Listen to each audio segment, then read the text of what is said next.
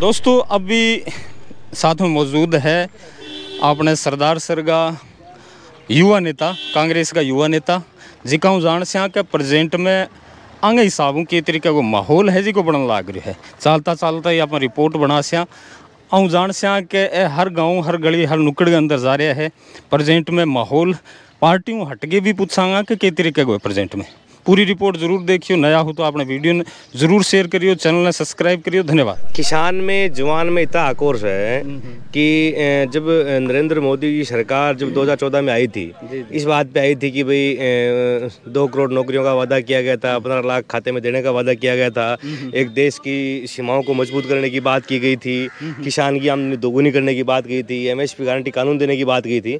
तो इस जो भी चीज़ें हैं हम सबको ये दिख रहा है कि आने वाले समय के अंदर किसान अब जागरूक हो चुका है कि जो पिछले 10 सालों के अंदर जो झूठ बोल करके जैसे सरकार बनाई है, नरेंद्र मोदी सरकार बनाई थी, किसान से जवान से कोई छुपा हुआ नहीं है। और किसानों में जवानों में इतना भयंकर आक्रोश है कि किसान और जवान रात दिन में तो घूम ही रहे हैं, रात को पहरा भी दे रहे हैं कि ऐसा कोई आदमी नहीं घुस जाए कि जहाँ जबकि जो बात कह रहे हैं ना कि भाई NDA की सरकार 400 पार का तो पता नहीं, पर राहुल कुशवाहा जी की जीत 4 लाख पार जरूर होगी, क्योंकि किसान ने जवानों ने ये ठाना है कि अग्निवीर जैसी जो योजनाएं हैं, एक देश की सेना को कमजोर करने का काम जो है अग्निवीर योजना के तहत, क्योंकि आने वाले समय के अंदर 4 साल बाद नौकरी करके आएंगे और उसके बाद में आके गुंडा बनेंगे। अब आप बताओ कि 4 साल के बाद में क्या होता है, एक बच्चे का रिश्ता नहीं होता है, रिश्ता होने का समय आता है उससे पहले तो वो छुट्टी पे आ जाएगा। वो एक मतलब डेपुट की जैसी कोई स्कीम है अग्निवीर, तो अग्निवीर के खिलाफ है। उदाहरण अपने को पंजाब में देखने को मिला कि अग्निवीर में जो शहीद हुआ उसको शहीद का दर्जा नहीं मिला। और किसानों के साथ में जो मोदी सरकार, बुजुर्गों से कोई छुपा हुआ नहीं है कि मोदी दिल्ली की बॉर्डर पे किसानों के साथ में जो न्याय कर रहा है, किसानों के साथ में जो 750 किसानों की हत्या की गई थी, जंतर मंतर पे किसान के बच्चों के साथ में जो अपनी मांग को लेकर वहाँ बैठे उनके साथ में जो अन्याय हो रहा है। और जिला मुख्यालयों पे, जैसे स्टेट गवर्नमेंट की बात है, जिला मुख्यालयों पे हम मेरे जैसे हजारों नौजवानों के साथ में पुलिस के दबाव के अंदर उन पे मुकदमे किए जा रहे हैं कि आवाज़, किसान की आवाज़ को कैसे दबाया जाए। किसान की आवाज़ को अगर दबाना अगर गुनाह है तो हम सब लोगों का गुनाह हम जरूर है। सिंह साहब ये बताइए कि प्रेजेंट में युवाओं का जो रुझान है, माहौल है, किस तरफ बढ़ता नजर आ रहा है? युवा दिख रहा है ना, मैं तो अभी घूम रहा था, देखो सब युवा सब जगह दिख रहा है ना। युवाओं की ताकत ये है कि युवाओं ने ठान लिया है कि पिछली बार जो काका जो यहाँ चुनाव लड़ने आया था और काका का जो बोरिया बिस्तर समेट करके वापस पैक किया था, पर वो कहते हैं ना कि मारवाड़ी में एक कहावत है कि मूंज बढ़ जाए और बंट कौन जाए, तो बंट अब की बार टेढ़ो बड़े, वो बंट अब की बार सीधो कर दे सीध। जवानों ने ये ठाना है कि राजेंद्र जी को गली गली घुमा करके, वो फिर मैं दोहरा रहा हूँ, गली गली घुमा करके बोरिया बिस्तर समेट कर नानी याद दिला देंगे, छठी का दूध याद दिला देंगे। नौजवानों ने ये ठाना है कि आने वाले समय के अंदर राहुल जी के 4 लाख पार से जीत दिला करके लोकसभा में। आप मानते हैं कि इस चुनाव में राठौड़ साहब इन्वॉल्व हैं? राठौड़ साहब भी है ना इन्वॉल्व कहाँ है? अगर वो शांति सोच के साथ है, जो 1950 से पहले, आज़ादी से पहले जो सोच चलती थी, उस सोच के तहत अगर ये चाह रहे हैं कि भाई मैं एक तरफा राज करूं, तो राज तो दिख रहा है ना। शेखावाटी यहाँ जयपुर से लेकर के गंगानगर तक एक ही कोई सीट उनकी है नहीं, उनका यहाँ एरिया है। वो स्वयं घोषित अपने आप को मुख्यमंत्री मानते थे, तो जनता ने उनको घर बैठा दिया। और अब वो रंगाबिला जो ऊपर बैठे हैं मोदी जी, अमित शाह जी, वो भी इनको घर बैठा देंगे, घर बैठाने का काम करेंगे। जनता इनको बिल्कुल जान चुकी है जी। देखिए, एक नाम ये भी निकल गया है कि पूरे भारतवर्ष के अंदर 106 सीटें बदली गई थी, इसी में राहुल कुशवाहा साहब हैं। और माहौल ऐसा बनाया गया, ऐसा बन गया कि भाई राहुल कुशवाहा की टिकट काटी गई, इसका विरोध हो रहा है, पक्ष है वो हमारा मजबूत करिए। ऐसा कहीं नहीं है। इस बार क्या है कि यहाँ तो वैसे भी ये मोदी की सबक सिखाने के लिए लोगों ने बिल्कुल बोरिया बिस्तर पैक करने के लिए तैयार हो चुके थे, घर में खाना वाना खा करके तैयार थे इस बार की मोदी का काम समाप्त करना है। पर टिकट की कहाँ तक बात है? राहुल जी का, इनका जो परिवार है ना, इनका परिवार पिछले 30-35 सालों से एक ग्रामीण से जुड़ा हुआ परिवार है। किसी कांड हो गई, मुखान हो गई, कोई दशोटन हो गया, जागरण हो गया, शादी ब्याह, मतलब इनका आना जाना, इनका संपर्क ऐसा है कि भाई कोई घर पे जाकर के आराम से बैठ करके बढ़िया तरीके से संपर्क रहना, तो इनका असर पड़ा। ये नहीं है टिकट बदली जाती है पार्टियों में, पार्टी का डिसीजन होता है, सर्वोपरि होता है। पर यहाँ का जो माहौल था, वो माहौल उनको देखने को लगा, ये पता ही चल गया कि यहाँ डोटासरा जी, CM गहलोत साहब वो आए थे, जब नॉमिनेशन हुआ था 1 लाख से पार भीड़ थी, और मोदी साहब खुद आके गए, उनकी 20,000 की संख्या में भीड़ नहीं थी। अब राजेंद्र जी चाह रहे हैं कि अमित शाह की रैली हो जाए, अमित शाह ने मना कर दिया। अब आपस में लड़ रहे हैं, कोई गाँव में धमकी दे रहे हैं जा करके, कहीं कह रहे सरपंच को देख लेंगे 19 तारीख के बाद में, कई जगह कह रहे हैं कि भाई आपको ये नहीं करना, क्या नाम, ये डीजल की गाड़ी नहीं चलाने क्या, ये क्या नाम है, लकड़ी की गाड़ी नहीं चलाने क्या, छोतरे नहीं ढोने क्या, दारू नहीं ढोने। अरे नौजवानों का ये काम नहीं है। मारा भाई जगह किसान का जगह बेटा है नहीं, चाहेगा आने वाले समय के अंदर मैं पढ़ा लिखा आगे जावा, नौकरी करा और देश की नीति और निर्माण बने। देश की नीति और निर्माण जहाँ से बनती है उन पदों तक हम पहुँचे। हमारी सोच ये है कि राजेंद्र जी ये चाह रहे हैं कि भाई अंत तक बुलाए, फिर से चले रहे, भाई काले शीशों की गाड़ी बाहर से मचाए, अंत तक वो तो फेल हो गया, इस बार गाँव में धमका रहे हैं। वो कहते हैं ना कि वो जब अति हो जाती है ना तब जनता भी पीछे हो जाती है और ऊपर वाला भी पीछे हो जाता है। तो वो अति अभी वो चाह रहे हैं कि भाई मैं अंत तक जमाऊँ।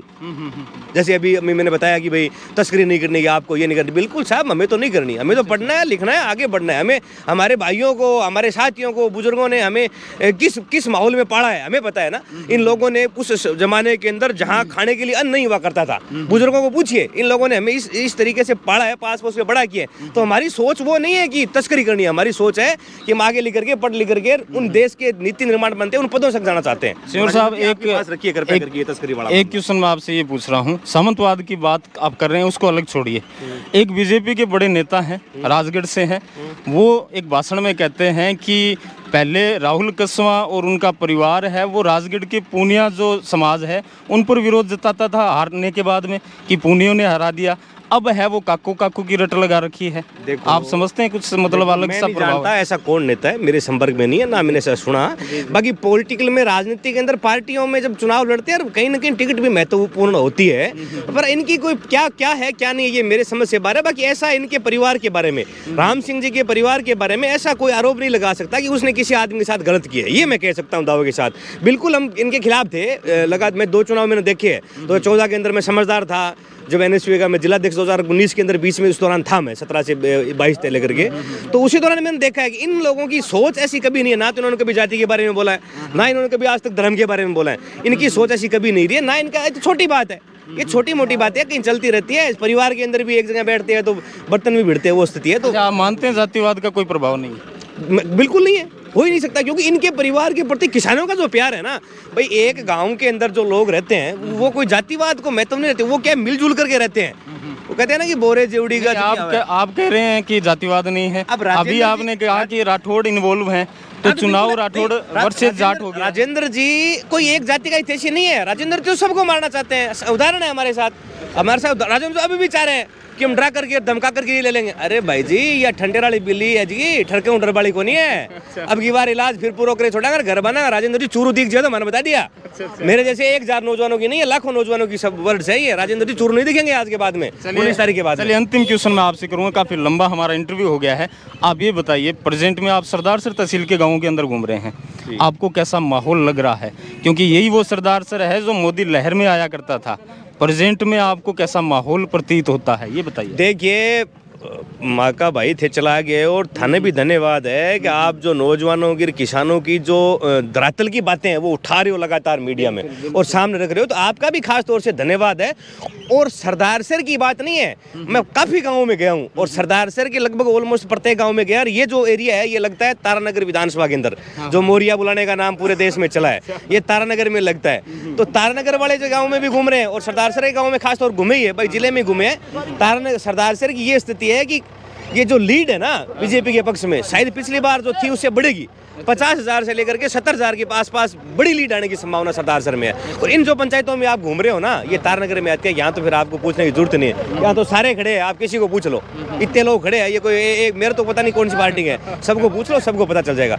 आने वाले समय के अंदर किसानों की, नौजवानों की जो बुलंद आवाज है, पहले तो क्या है कि आवाज गूंजती थी, अब गूंजेगी नहीं, अब वहाँ दौड़ेगी आवाज। एमपी साहब के रूप में किसानों की, जवानों की आवाज वहाँ दौड़ेगी। और आने वाले समय के अंदर मोदी जी की सरकार बनने की कोई संभावना ही नहीं है। ये 200 के आसपास सीटें रहेगी। और मेरा जहाँ तक अनुमान है कि इंडिया गठबंधन जो अलायंस है, जहाँ हमारे राजस्थान में आरएलपी के जो हनुमान जी है उनका नेतृत्व में जो, आपको लगता है अलायंस में सरकार बनेगी? बिल्कुल लग रहा है, 100% बनेगी सरकार। क्योंकि भाई कहीं ना कहीं मशीनों में कहीं गड़बड़ी है तो मैं पता नहीं, बाकी आप कहीं देख लो, कोई यूट्यूब पे उठा के देख लो, कोई कहीं भी देख लो, एक तो मीडिया जो है वहाँ हमें थोड़ा विश्वास कम लग रहा है कि वहाँ चांस नहीं बता रहे कि बढ़ेगी। बाकी धरातल पे भीड़ देख लो, भीड़ कहीं जाके देख लो, आप मोदी जी के खिलाफ ही मिलेगी। और यूट्यूब पे चला के कहीं देख लो, कोई सर्वे देख लो, वहाँ 70% तो मोदी जी के खिलाफ और 30% मोदी जी। अब सब मिलके एनडीए का जो गठबंधन बना है, बिल्कुल जो इंडिया का गठबंधन जीतेगी, सरकार बनेगी। चलिए बहुत बहुत धन्यवाद जी। बिल्कुल बहुत धन्यवाद जी।